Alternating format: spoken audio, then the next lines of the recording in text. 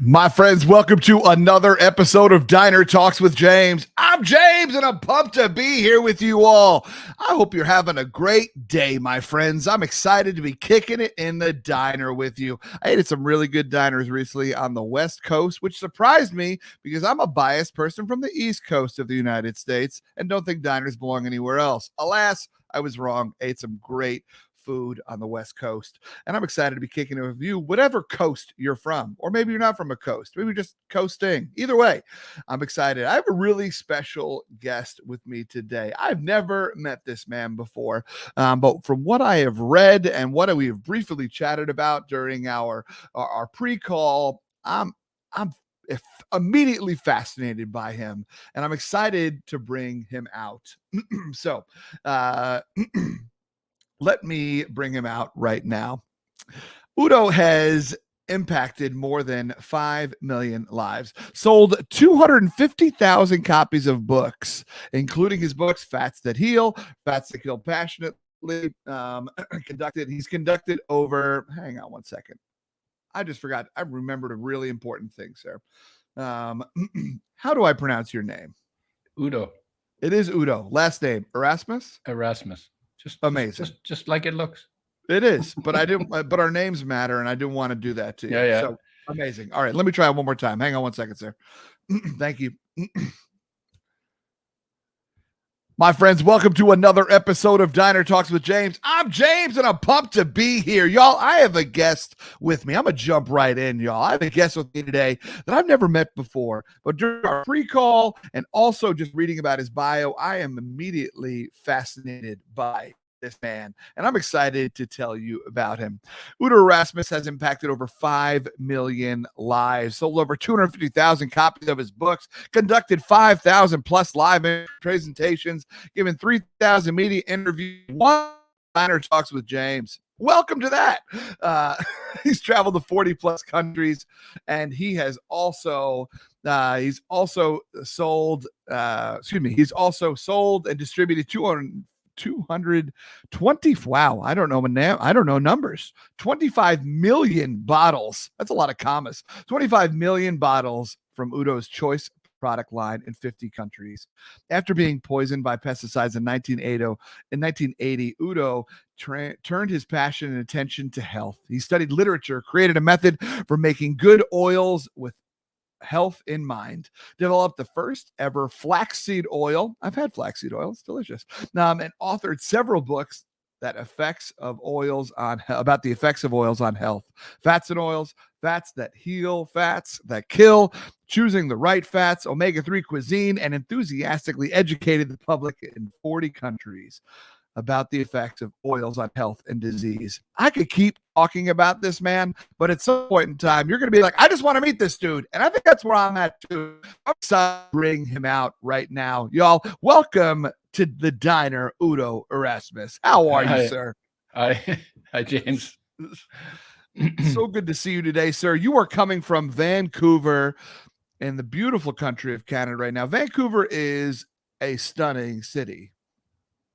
Yes, we are all stunned living here. We are all stunned. Yes, nailed it.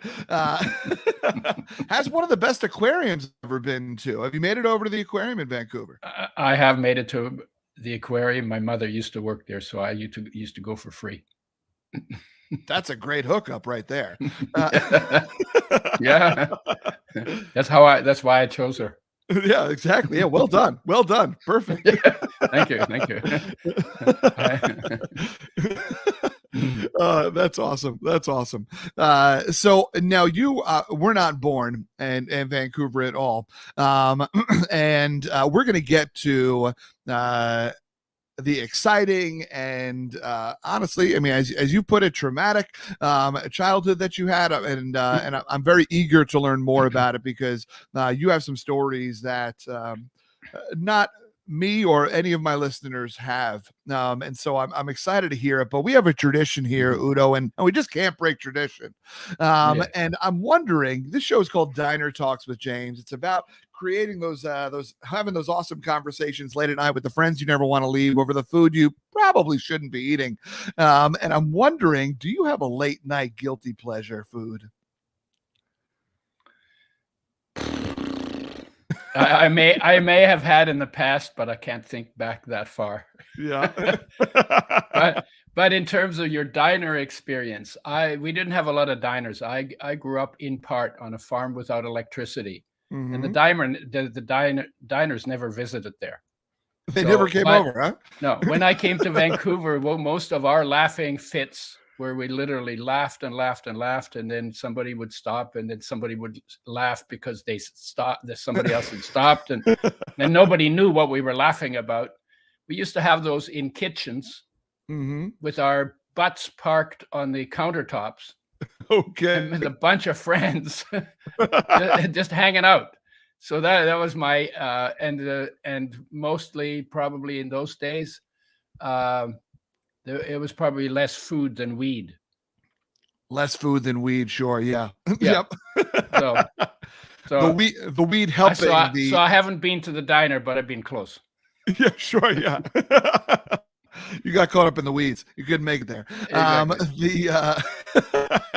The weed also helping with the cyclical nature of laughter as well. Yeah. Yeah. In a really exactly. in a really beautiful way. Yeah, because you already felt like laughing, so there didn't have to be anything to laugh about. Yeah, exactly. Yeah. That's awesome. I love that. I appreciate that. I've also had plenty of times where my friends and I didn't even make it out the door because we were just laughing and carrying on in each other's houses or basements or whatever. Yeah. And then all of a sudden, whatever the clock struck, and we're like, I can't wait. We're not going out now. And we just enjoy those moments where you don't realize how quickly the time's passing are always special. It's a mark of great friends. By the time you look at the clock, it's 3:30 in the morning. Yeah, exactly. Another job well done. See, let's do it again tomorrow. Now, Udo, as I mentioned, you were not born in Canada. Where were you born? I was born in Poland when it was part of Germany during the Second World War, 1942. Yeah, so the middle of the war. And my parents came from Latvia, and they got given a farm in Poland. So I was born on a stolen farm. And that was an agreement Hitler and Stalin made. You know, Stalin ended up with Latvia. My parents hated communism. They loved the Russian people. They hated communism because the state took everything away from everybody.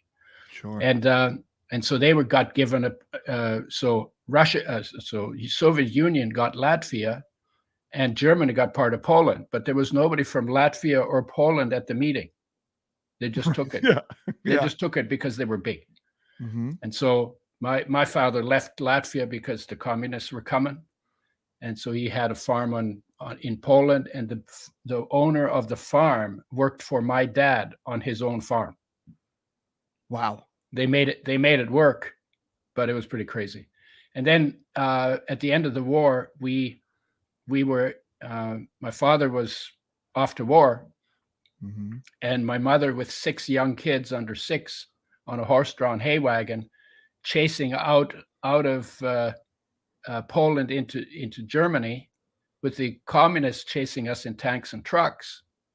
And there was no military presence on the road, just like dead horses and people in the ditches. And they were all trying to get the hell away from the communists. And the Allies, who are supposed to be the good guys, were using us as target practice, shooting us from planes. So we were getting it from the back and getting it from the front. And I don't remember a lot of it because I was only 2.5, but I just remember the tension and the anxiety. And, you know, there wasn't anything that was stable. There wasn't anything you could count on. So with that comes anxiety. I remember being hungry, and, you know, it was not a, you know, I laugh about it now because I'm not in that trauma anymore. Right. Sure. But at the time it was not funny. Yeah. No. So, yeah. And I grew up very shy, just because because I had that experience. And so I was very tightly wound, and I lived in a world of books because books are safe. Yeah. So you can read about a war and there's no bullets flying. So I spent my childhood being quite by myself a lot, reading books a lot about all kinds of stuff, and just got really interested in stories and Yeah. how and then later how things work, because I wanted to have something I could depend on. But when you know how something works, that gives you a certain amount of ability to predict and control. Yes. And so I got into science because I wanted to understand how things work. Mm-hmm. Then I got into biological sciences because I wanted to understand how creatures work. Mm-hmm. Then I got into psychology because I wanted to know how thinking works. Mm-hmm. And it went on like that. And it came out of an experience, a thought I had when I was 6 years old. I listened to adults argue about things that seemed really trivial to me when I was 6 years old. And it always made me uneasy when I heard the argument and the intensity. Yeah. And the thought came to me is, man, there must be a way that we can live in harmony.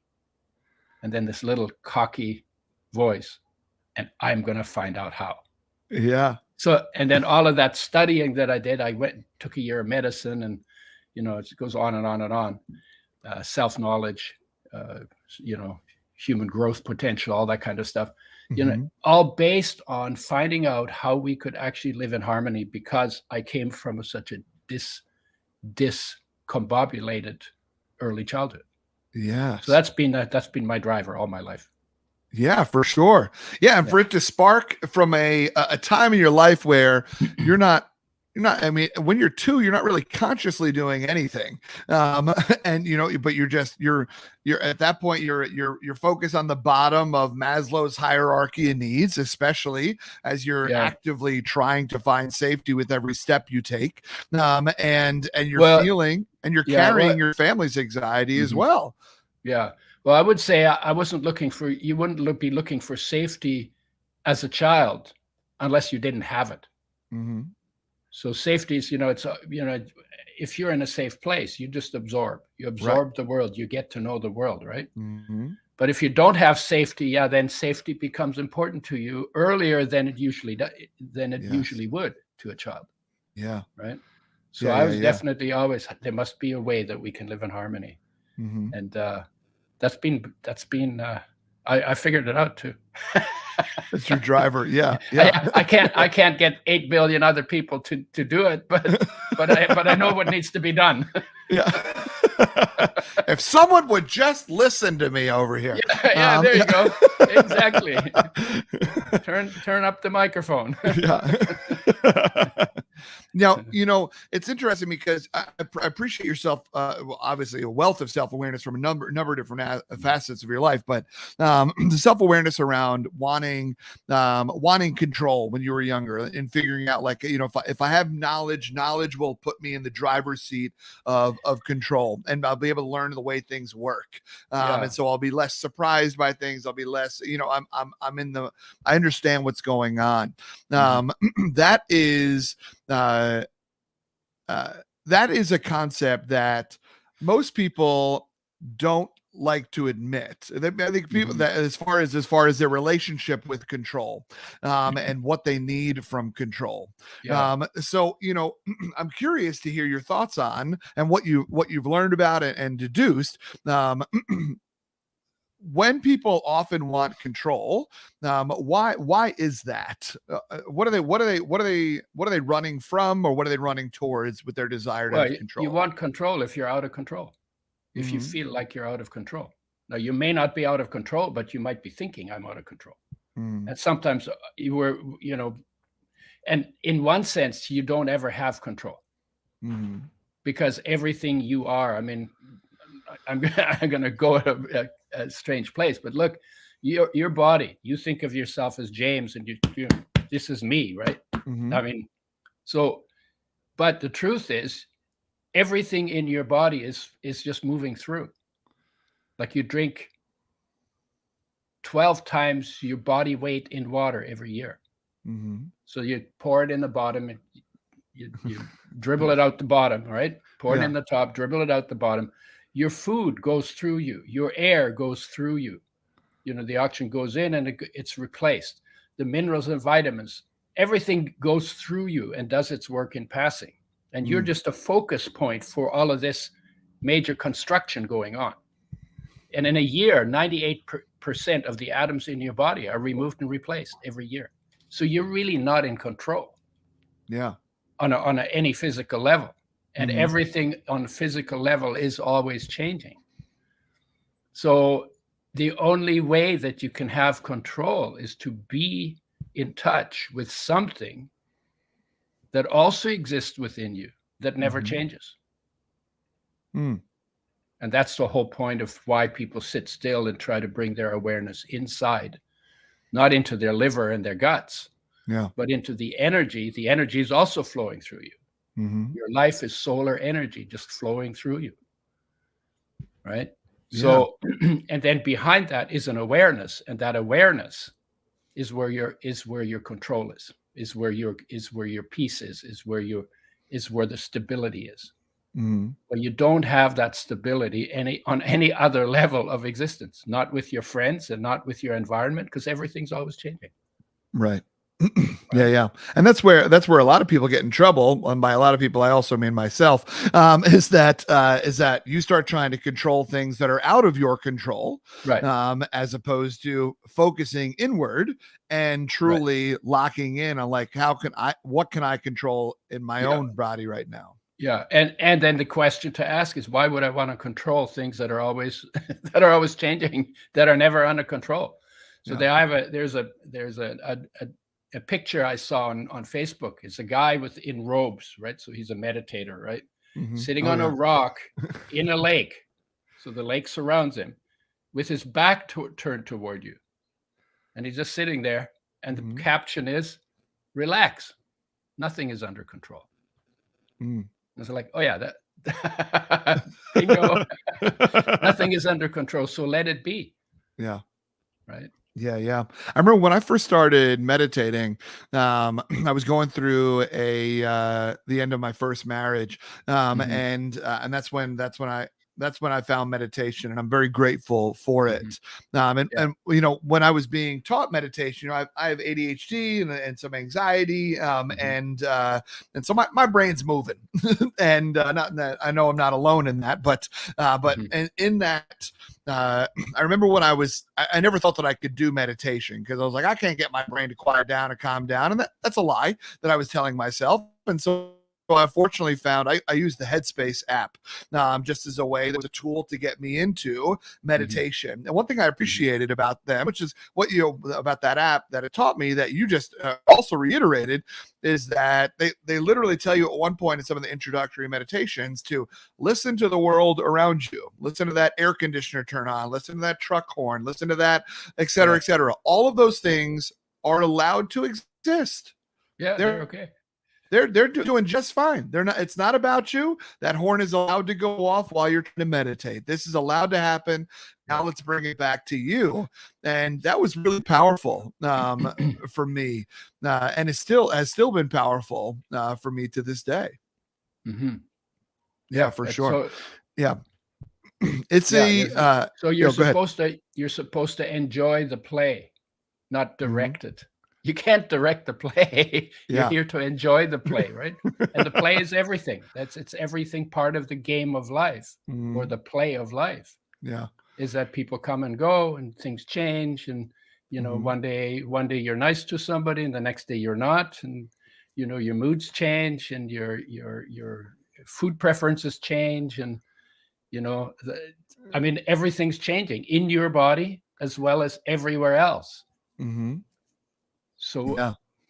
if you can flow with the change and be okay with the fact that everything's always changing, then you can Mhm. actually have fun with it, right? Yeah, for sure. Yeah, no, that's Yeah. true. One of my little secret things that I enjoy is I'll put music on while I'm walking through the airport, and I notice what's moving to the beat, whether Oh, they okay. know it or not, right? And so Yeah, yeah, yeah. I think I don't think I'm then directing the play. I think I then feel like I'm in the soundtrack of this movie that I'm a part of. The only thing you're And yeah, controlling is that you've created the game, yes, yep, right? yeah, What you focus on. And yes, exactly. that we have power over. It's actually the only freedom we really have Mhm. is to choose what we want to focus on. Yeah, yeah, yeah, Inside, yeah. outside, colors, shapes, movement, whatever's Mhm. going on. That's the one thing we have control of. Yeah. Udo, I want to go back because It's getting too I want to serious come here. back. No, it's not getting too. No, I love where it's going, but I just want to try to connect some dots for how we got to my family was being bombed from both sides, 2.5 to I found the secret to harmony in life, and in you through some of those stages of how you started to be a reader, and then you started to get into the sciences, and et cetera, and you followed your path there. I also know that along that journey, you were also you did some farming, carpentry, some house painting, brush learning, right? Like you've seen some just pick up books, become a nerd, and then just keep learning and reading, and I mean, you still did that, but you put your hands to work. You saw some things. You got out there, and I'm wondering, during some of those earlier parts of you, as you were before you had found the secret to harmony, what I'm curious when that came. When some of that stuff you started to realize, was it while you were out there picking some fruit? Was it while you were doing some masonry? While you're doing those things, is your brain just swirling with the bigger questions of life and happiness, and contentment, or is that something that came a little bit later to you? No, I would say the question of how people can live in harmony is already a contentment question. Sure. So that was when I was 6 years old. Yeah. Right. And looking for safety and looking for somewhere to be okay. That started even earlier. Yeah. And the way I found safety was spending time in nature. And I mean, I remember that's a stupid story, but my dad, I come home for dinner and my dad says, "Was the cow in the meadow?" And I said, "I don't know, but there was this little red spider that was going up and down blades of grass." And I literally was on the lawn, on the on the meadow where the cow was. I never saw the cow because I was focused on this little spider going up and down blades of grass. Right. And so I found watching how things work, and usually in nature. I think that was already part of that same thing. I think we're born the moment we become disconnected from ourselves, which happens very early in life. We're searching, and we're searching and we don't know what it is that we're searching for, and we don't know that what we're searching for is already within us. Right. Because we were in that place that we're searching for 9 months while we were inside our mother's womb. So we were in deep meditation because there was nothing to do and there was nowhere to go, and everything was taken care of and it was safe. So what were you doing? We're hanging out. I call it the Buddha tank, right? We're hanging out in the Buddha tank, and we're just floating, and the body was getting built. We weren't building the body. We didn't know if we were pretty or ugly, We didn't have any words. We didn't know who our parents were. We didn't know anything about anything, but we were present inside where the source of our awareness is. And then when we get born, then our senses take us out because now we have to learn how to survive. Right. And in our senses going out, our focus goes from present inside, absent outside, to present outside, absent inside. Yeah. And that's where the uneasiness begins. It's from our disconnection from ourselves. And whether you call that heartache or loneliness or longing or restlessness or emptiness, we have a ton of words for it, depending on what the trigger for it is for us to feel it. But it's the same feeling. And it's actually the call of our heart for our awareness to come back home to where the peace is, where the unconditional love lives, where the inspiration is, where the purpose is found. So that happens very early, but we don't, we stumble around through the world trying to figure out in people and in money and in things and in knowledge and in all kinds of things. And eventually we find out that nothing on the outside will reconnect what is disconnected on the inside. And that's when we come to that, And it happens in pieces. It happens in pieces. There was I had for years an insight, another insight, another insight that literally took me in the direction of saying what you're looking for is inside of you. You already have what you're looking for. You're just looking away from it instead of looking into it. And that was a gradual process that had some highlights, but it was a continuing process. And I think that's true for everybody. It's just sometimes we don't interpret it that way, because I'm interpreting it now from knowing the journey. Yeah. I'm 80. So I managed to find my way back home. Actually started when I was 30. But I got a hard start, because when you're born in a war where nothing is safe, it makes you question a little different, maybe from people who have had an easier childhood. Yeah. Yeah, I'm sure. I can only imagine. We grew up differently. So, no, 100%. I missed the diner experience. Yeah. You had a few others. I had others. I'm not bereft or anything. Yeah. So here, I'm wondering, I don't know this, and this is too personal. Feel free to tell me to go smoke a rope. But in your path to, I'll call it enlightenment and harmony, and realizing that your peace and everything is inside you, that you've been looking for so long. And that journey, are you falling in and out of love? Like, I'm curious, I'm thinking the man who I know today, who I've met today, in a relationship, right? Like, I can picture you be like, honey, you're upset that I didn't do the dishes, but really what you're upset at is, right? And her being like, yes, and you can go be upset about whatever. And, you're using the dishes as a trigger to upset yourself against me. Exactly. How's that line been working for you? No, in the early days, it didn't work very well. I did say things kind of like that. I said, why is it that on your birthday, on the birthday of the children, when you want to celebrate the incredible gift they are that they were born, you feed them all the junk that makes them sick and shortens their life? I did say that once. That did not go over well. That didn't hit. No. And I'm no longer with that woman. by her choice. Just so we're really clear here. Yeah. So I did do stuff like that, but it's in a way the conversation that we're having now is really a good diner experience. You get together with friends, you don't have anything specific that you got to talk about, you hang out, and depending on the kind of friends you are and where they're at in their development, you can have some very interesting, deep, enlightening experiences where people share their findings and their disappointments. Yeah. And I could see some of those wouldn't end till 3:30 in the morning.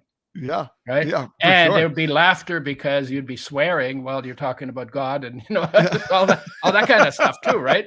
Yeah, for sure. Because you're having a comfortable experience with other comfortable human beings. Yes. Yeah. In comfortable relationships.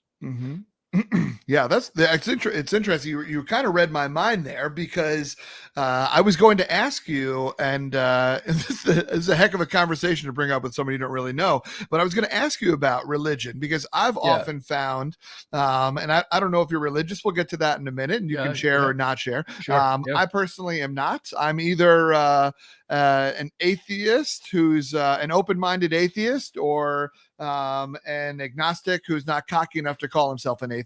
I don't know where I fall in there. You can't be an atheist because you can't know. Yeah, exactly. Yeah. So that's probably where I'm more on the other one. But so that's in general where I fall. And I often find that religion is something that people turn to because it provided a path, and it provided a blueprint to control of, like, this is what is right and this is what is wrong. And so therefore we can go down this path, and I can have peace, knowing that faith is faith is just this thing that I can just blindly trust. And I'd be curious to hear, as you talk about harmony, a lot of times when I talk to deeply religious people, they also have found harmony, but their harmony, it doesn't compute for me because I'm not religious. And so I'd just be curious if you'd be willing to talk a little bit about it. What are your thoughts on that topic? Well, my parents were nominally Lutheran. Okay. Their history was Lutheran, and before that it was Catholic, of course, because that's the history of the religion, right? Sure. But their religion was really nature. My parents went through the First World War, the Bolshevik Revolution, the Depression, and the Second World War. That was their life in Europe. Yeah. They didn't like big anything. They didn't like big business. They didn't like big government. They didn't like big medicine. They didn't like big religion. And so my father, when we built the house in the woods, he had 3 statements that were very typical of him that he would repeat over and over. One of them was, "I just want to be left alone." That was one. The second one is he would bring the newspaper into his house, and he would read it cover to cover. And then he would get up and walk into the middle of the living room and say to no one in particular, "The world stinks." Just as a general for anybody. Yeah. Yeah. And then the third one was, "If it doesn't rain in my bed, I'm happy." Yeah. So he had, his ambitions had been toned down a lot from when he was like in his 20s and full of fire and full of hope and full of possibilities, right? So I didn't grow up. So they never told us when we asked questions about the topic. I was very lucky. I think I was very lucky. They said, "You have to sort that out for yourself. You have to figure that out yourself. You have to ask the questions. You have to do your own research on it, and you come to your own conclusion." So they didn't tell us to be religious or not religious. Yeah. I think that's a huge gift, because when you have religion imposed on you at a time when you really don't have a way to sort it out for yourself, that's called programming, or that's called indoctrination. And then it's harder when you're older to try and find something better. And there's somebody, so what I did is I did ask the question though, why are they still talking about this guy 2,000 years later, but nobody remembers my grandfather? Yeah. And so then I started asking that question. And then I went through the red letter edition of the New Testament, where everything Jesus says is in red and everything else is in black ink, because I wanted to know what the master was talking about. Yeah. And when I started reading it, I read a part of John. It starts, "In the beginning was the Word, and the Word was with God, and the Word was God." And then it goes on, and then Word became flesh and dwelt amongst us, full of grace and truth. The hair goes up on the back of my head every time I say it, even right now, right? Yeah. And to me, it was like, oh my God, what poetry that is. I don't understand it, but it's definitely poetry. Yeah. And so my question was, because I did want to understand it, because poetry comes from feeling. I said, I want to know what John felt that inspired him to write that. Oh, that's a different way of looking at religion. And then a couple of weeks later, I said, why am I stopping at John? Actually, I want to feel what Jesus felt that inspired him to do what he did and enabled him to do what he did. And people are still talking about it 2,000 years later. And so then I put little parts of it to the test, different things. They say, don't worry what you're going to eat and where you're going to sleep. Just go and these things will be provided. So I would put that to the test. And I'd go places where if that wasn't true, I've been in deep doo-doos. And incredible things happened that were just like spectacular. Yeah. And were definitively an answer to those questions. So they fit so well, right? And then there was this group of Christians who came up the coast from California to Vancouver. They called themselves the Jesus People's Army. Sure. Okay. And that should have been a warning to me, because I had bad experiences with armies in my early childhood, but I missed the cue. So I thought, well, they must be trying to figure it out like I am, because there is something to figure out. Sure. So I'm going to go and spend some time with them. They had a coffee house they invited people to. We're going to talk about our experiences. They've experienced things. I've experienced things. We're going to share experiences like in the diner, right? Yep. And we'll all leave enriched. So I went to this place. It was in a basement. I walked in, sat down at a table, and this guy swooped in next to me. And I didn't introduce myself, and I didn't do anything social. I just looked him in the eyes and I said, it must be possible to see God and live. Because as kids, we were told if you see God, you die. And I'm thinking, how is that? He's supposed to be my father. He's supposed to love me unconditionally. And if I get too close to him, he kills me. Yeah. Where's that fair? Right? So I said that to him. Well, he had a different idea. He jumped up out of the chair and went ballistic. He says, "You're from the devil. You're from the Antichrist. Whoa. Get out of here." So if I slink out of the place, I'm standing on the sidewalk in the dark and say, shit, I haven't seen God. Maybe I'm asking a question I shouldn't be asking. How do I know? Because I don't know.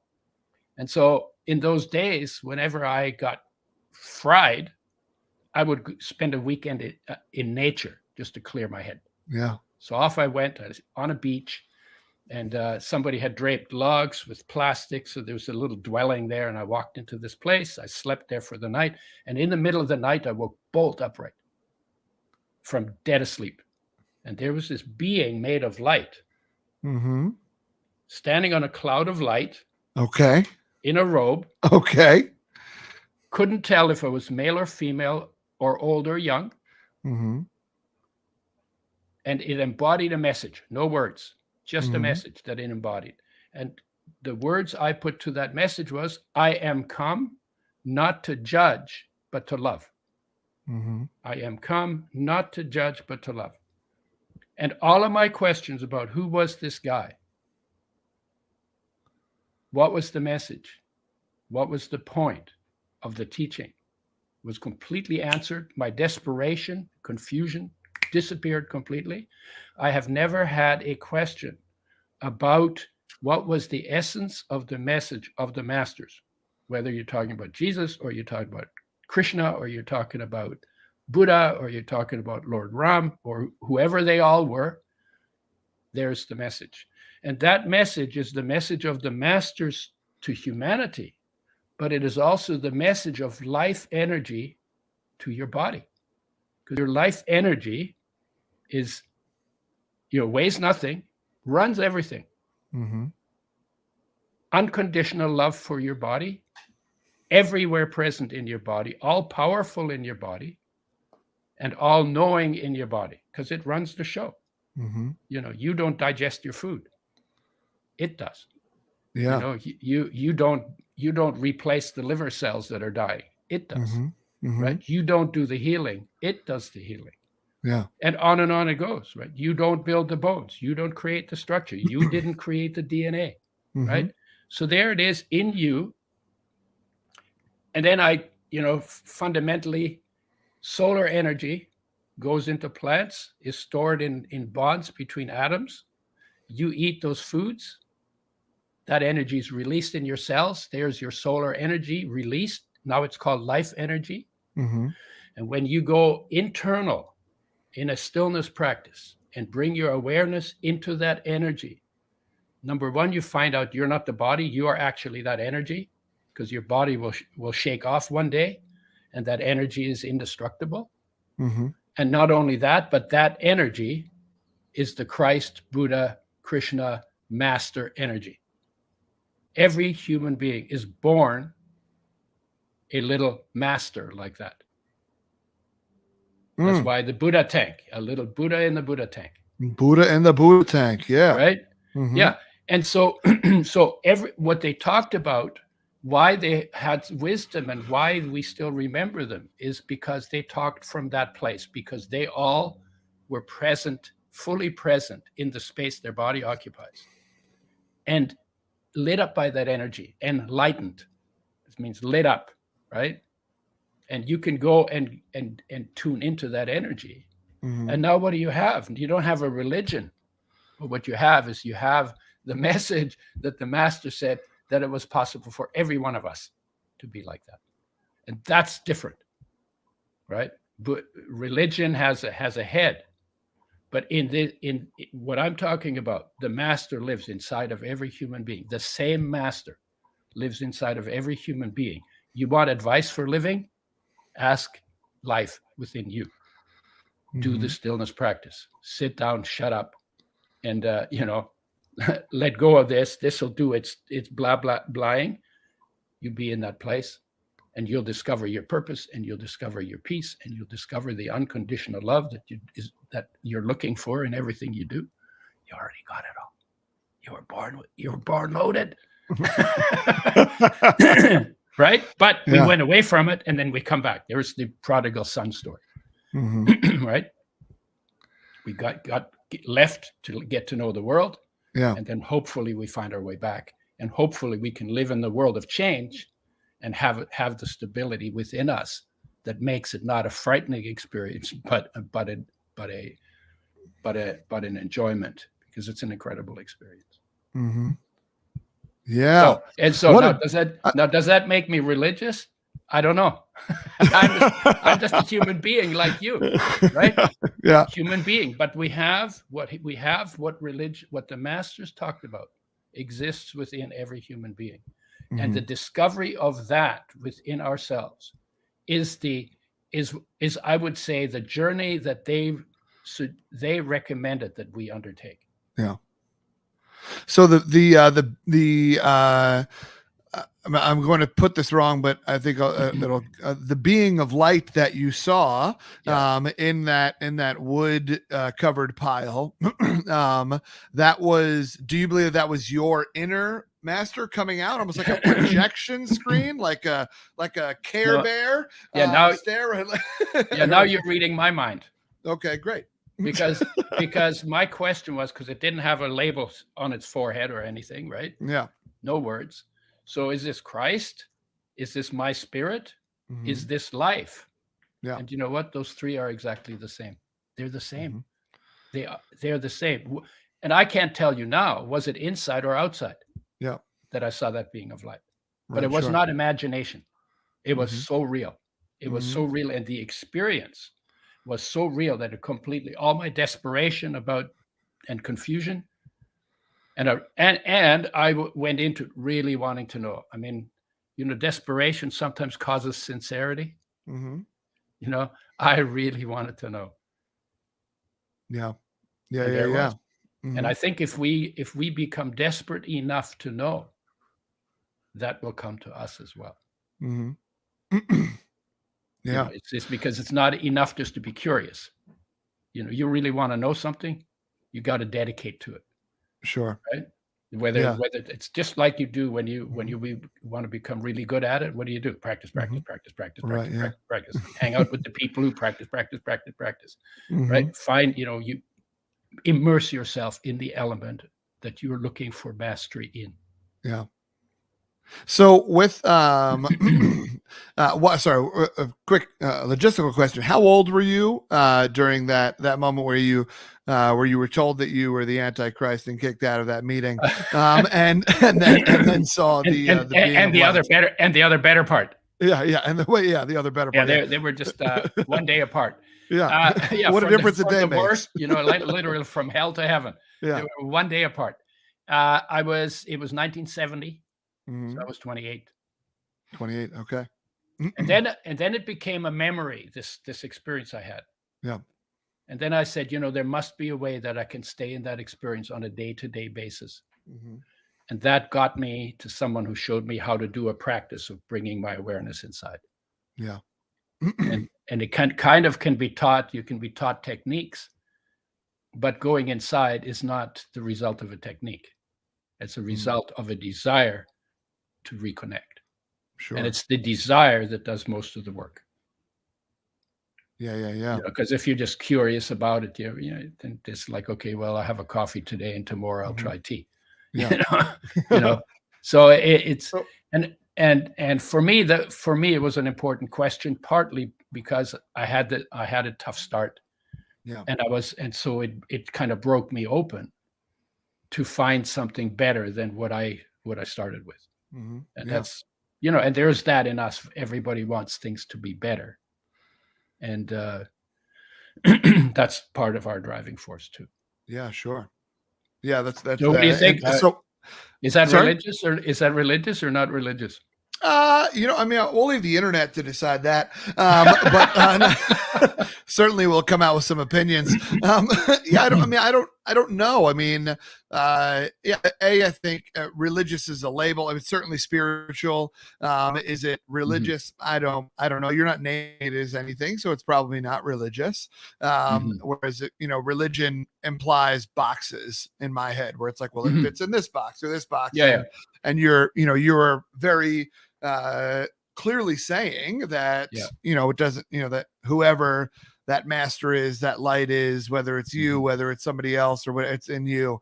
And it's, and you can call it Muhammad, you can call it Jesus, you can call it Buddha, you can call it whatever. But so. Religion, in my view, religion is mental, and spirituality is experiential. Having the experience is like knowledge, and having thoughts about an experience is theory. And I don't want the theory. I want the practice. Sure. I want the real McCoy. The idea of believing, the idea of blindly believing. You have to believe in a possibility, because that allows you to go forward into it. Yeah. But if you just believe, and that never becomes experience, then the belief is a waste. Because the belief, when you die, the belief will not save you from the reality. And my sister, who worked in hospice. We'll come back to that. Who worked in hospice, said, she found that religious people had a harder time dying than non-religious people. When I hear something like that, I say, I got to know why. And to me, it's because a belief can only save you from other beliefs. So you choose to believe this and hold onto it as a belief instead of having other beliefs. So it can save you from beliefs, but belief cannot save you from reality. And dying is not a belief. Dying is a reality. Sure. And in that transition, people's belief is shaken because it doesn't hold them. And I found that really interesting. That's fascinating. Yeah. I mean, 10 out of 10 doctors agree you're going to die. And even if they're only pretending to be doctors. Right, exactly. Yeah. I'm wondering, you do, it's so much internal work, right? So much looking inside, finding harmony, finding peace, finding answers, finding truths, finding et cetera, internal. I'm wondering, and as an extrovert, someone who loves, feeds off the energy of others and really appreciates being in community with others, where do other people come into your life? It sounds like, I'll make this statement and then you'll correct me. But it sounds like, as someone who's achieved so much inner peace and inner work, you don't necessarily need anybody else, because you're like, I'm good.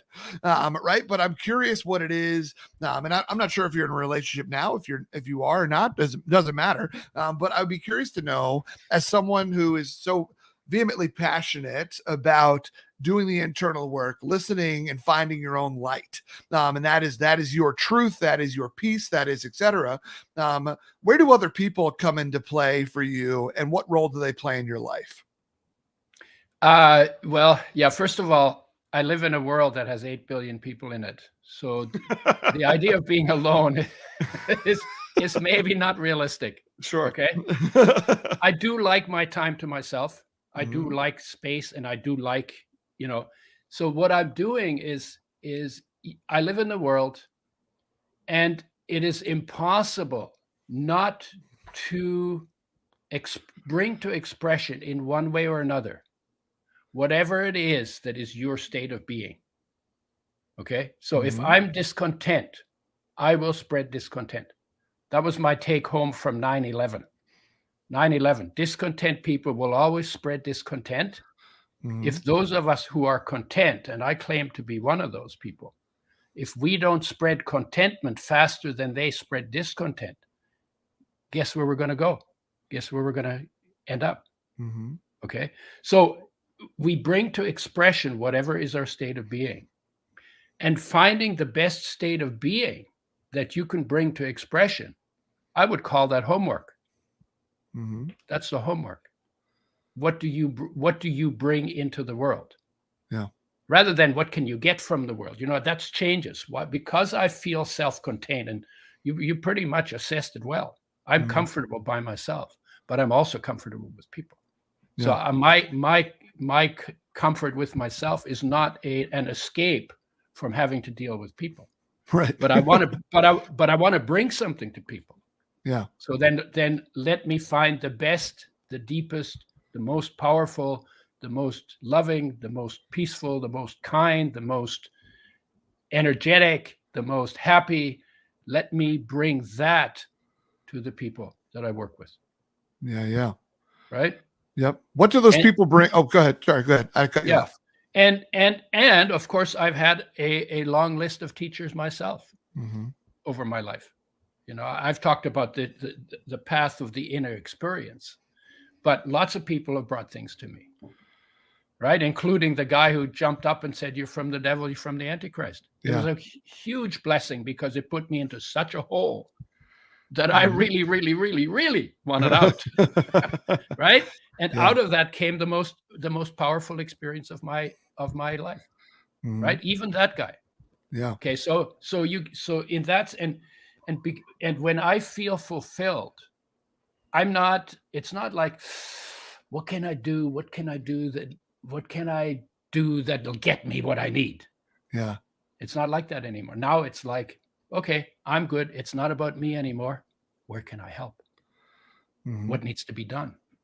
How can I make the biggest splash for good Yeah. that is possible to make in one lifetime, in the time Mhm. that I have?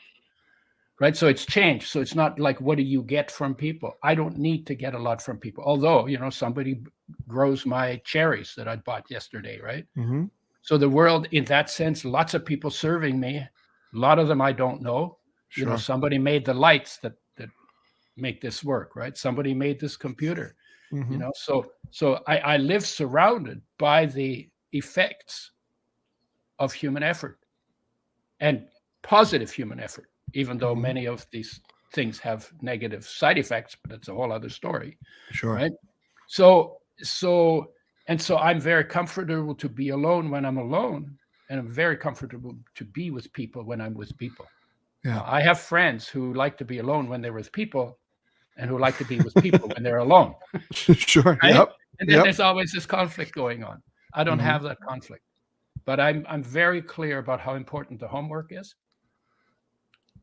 not just for me, but for whatever influence I have in the world. Mhm.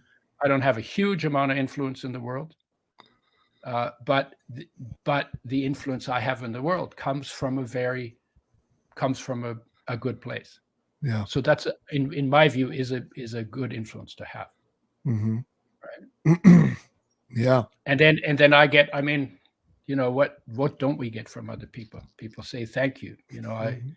We have fun together. I go down the sidewalk and I start talking to strangers, just for fun, right?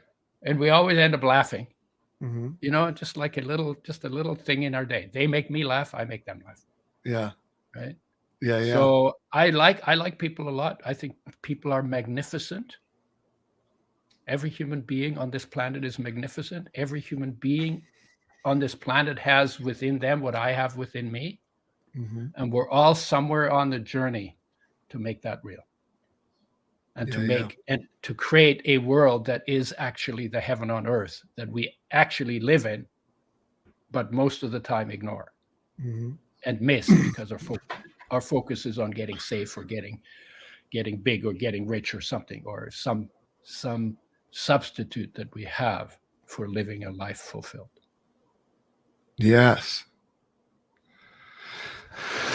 It's powerful to hear you speak. There's an obvious wisdom. There's an obvious depth. There's also when, as someone who has not found that inner light, that inner peace, there's also some of it, and I hope you'll stick with me on this. There's also some of this that's like, okay, bro, right? It's like that sounds nicer than it sounds easier than what my anxiety, what my brain, what my experience of just going through life has been teaching me.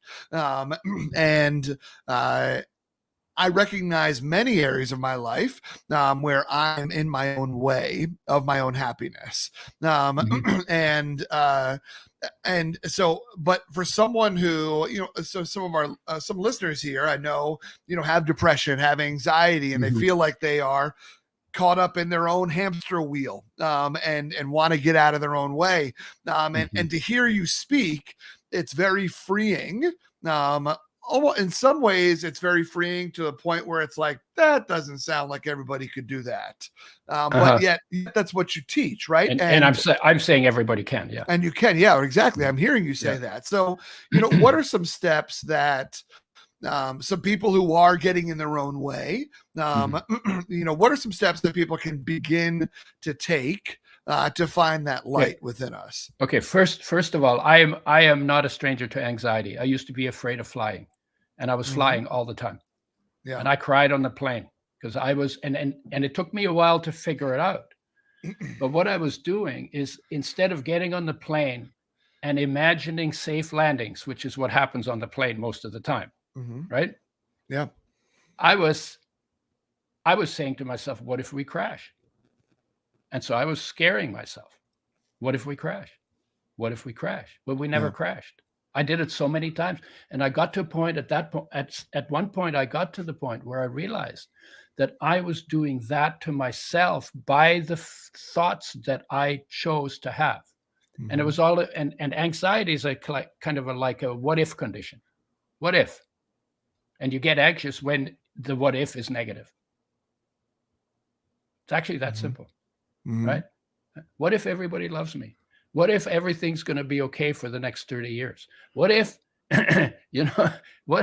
what if the universe is a conspiracy to make me happy, right? Yeah. So because you can make them up, because everything we think is made up. Somebody made it up. We made it up, but it's made up. That anxiety is still possible for me, but I don't have to live there because that anxiety is in the cortex of my brain. That's where my thoughts are. There's no anxiety in my kneecap. There's no anxiety in the heel on my right foot. There's no my anxiety in my butt parked on the chair, right? There's no anxiety if I put my focus into following my breathing. There's no thoughts there. And anxiety always has thoughts. Emotions always have thoughts. Same thing with depression. You have, if you look at my whole life, if I'm depressed, I can say, well, it's always been a disaster. But when I'm happy, I look at the same life and say, wow, it's always been incredible. Isn't that funny? Yeah. Right?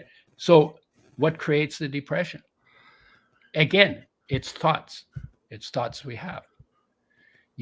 Those thoughts may still be in your cortex, but you can walk. Because within you, whether you're anxious or depressed or whatever, within you, right next to that depression, right next to that anxiety, is your peace, your contentment, your unconditionally being loved. All of that is inside you too. And once you understand that, then you can begin to make choices about, well, let's see. Okay, I want to give anxiety an hour of a day, but I ain't going to give it 24. Right? Okay? And I'm gonna give at least 1 hour to looking at or making up how good it feels to be alive. What all the things are that I have that are actually blessings. Like I have shoes to wear or whatever, Sure. I mean, it's really, really, really, really simple stuff. Okay.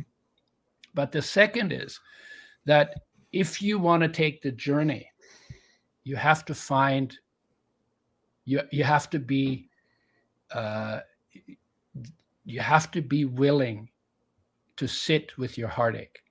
You know that thing that feels uneasy? Yeah. Loneliness, longing. We went through a short list of it. I have 10 pages of different words. People call that uneasy feeling in their chest. Well, we usually try to distract ourselves from it because it can be very intense. Yeah. Although it will never hurt or kill you, it can be intense, and people judges it as unpleasant. Yeah. That feeling that we distract ourselves from or blame on other people or try to ignore, deny, or explain away, that feeling, that uncomfortable feeling, is the greatest gift that we've been given other than being alive. And why is that? Number one, it grounds you, because when your heart aches, you're out of your head because you're feeling it here. Yeah. Right? So it grounds you, makes you simple, gets you out of your head. Number two, this is your driving force. This is the drive behind everything that you try to do because you're trying to feel whole. One way or another, or be happy, or whatever you call it. So number two, it's your driving force. Number three, it's the starting point. It's the only starting point for your journey back to your peace and your unconditional love.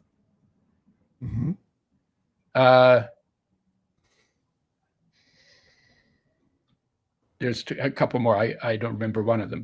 And finally, once you find your way home, it will remind you when you stray again. It'll remind you to come back home. But what you have to do is you have to be willing to sit with it.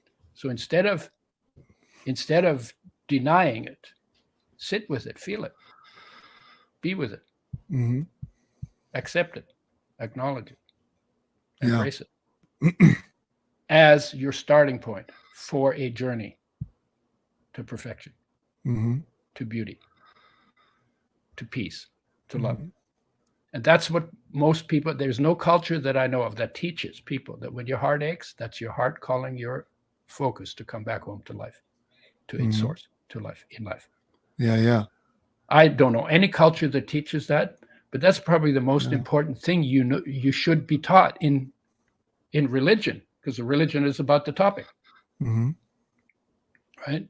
Yeah. You start with heartache, because heartache is real.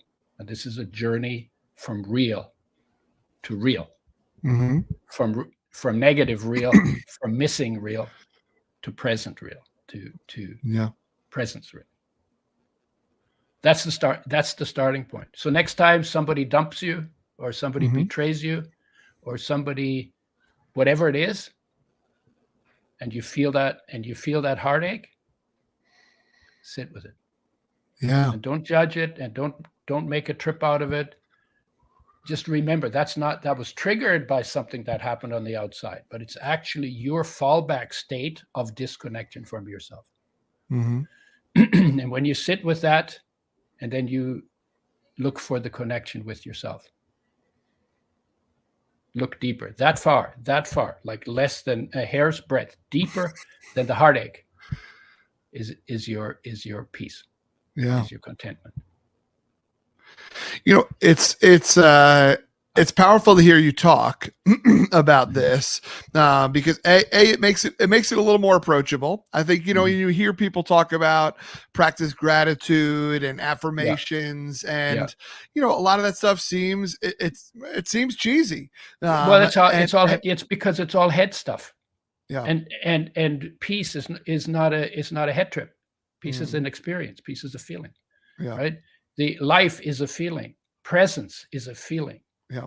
Being whole is a feeling, not just a head trip. Right. Yeah. And the head trip won't get you there. The practice will. Yeah.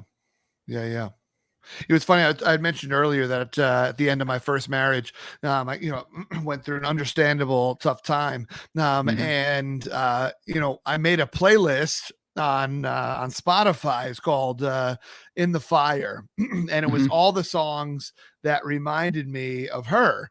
And I said, you need to just go play this on repeat, and you just need to sit in it and just, let's not run from it. Let's just be in it. Yeah. I had a really powerful experience, like I mentioned, when I started meditating, where it was very like, that was me. I wound up going to this, I stayed in this A-frame Airbnb in Montpelier, Vermont. And just, there was nothing out there. It was just me. And there was a queen size bed and a mini fridge. And there was wilderness. And, it was, and that's really where I started meditating. And the whole idea was to sit with it. Like, this is something that happened. And what I told my now wife, and I had met at that time, and our relationships, to say they overlapped is maybe, I'm not sure. I don't exactly know how to describe it. But there was some overlap. But I told her, I was like, we can't talk for a few months, because the work that I do right now will dictate how successful, if we have a marriage or a relationship, how successful that will be.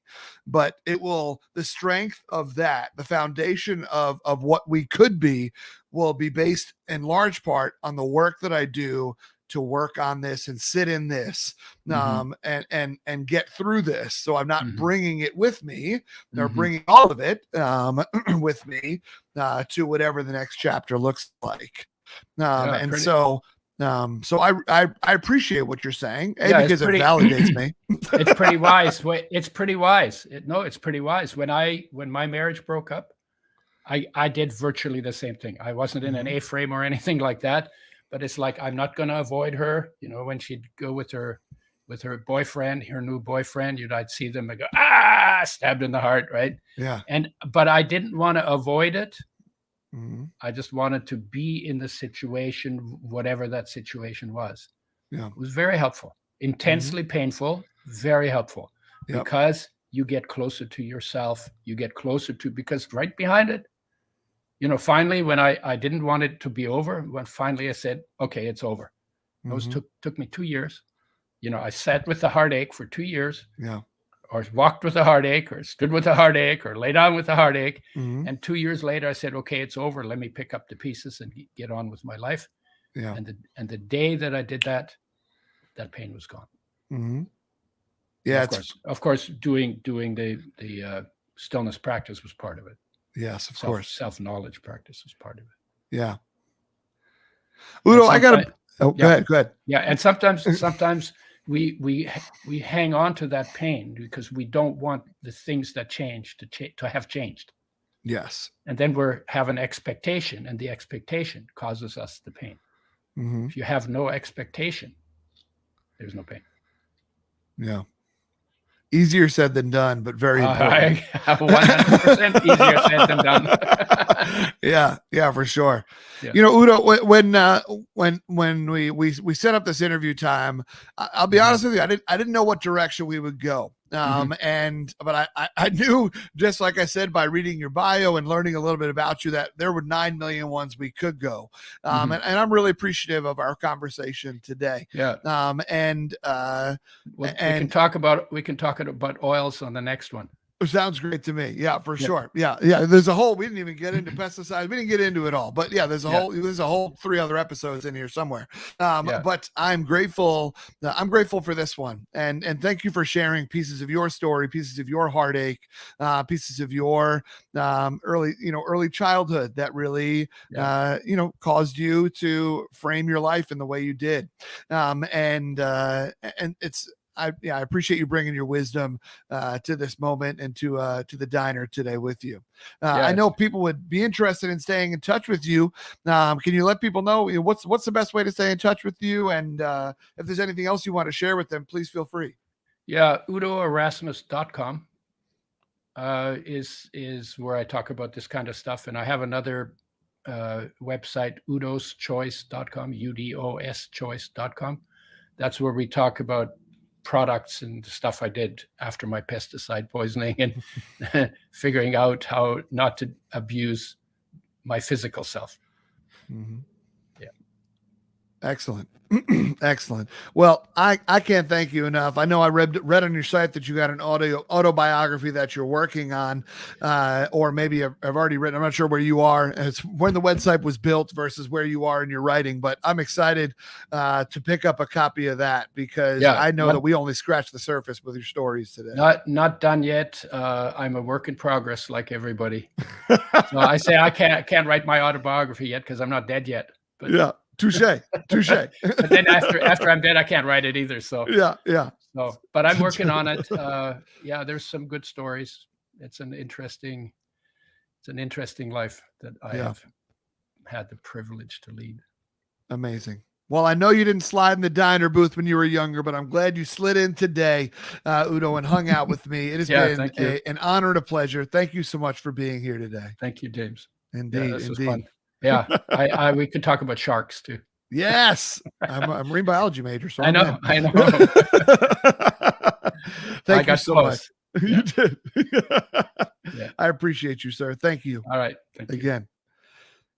Y'all, that was my time with Udo Erasmus. What a fascinating individual. And like I said, we only scratched the stories. He went through a pesticide poisoning in his 80s that really informed the work that he's doing right now, and this passion around different fats, healthy fats, bad fats, and oils, and et cetera, et cetera. He's got a whole product line around it. He's really got a deep story. Check out his website. And in the meantime, my friends, give yourself a little bit of time. Give yourself a little bit of stillness.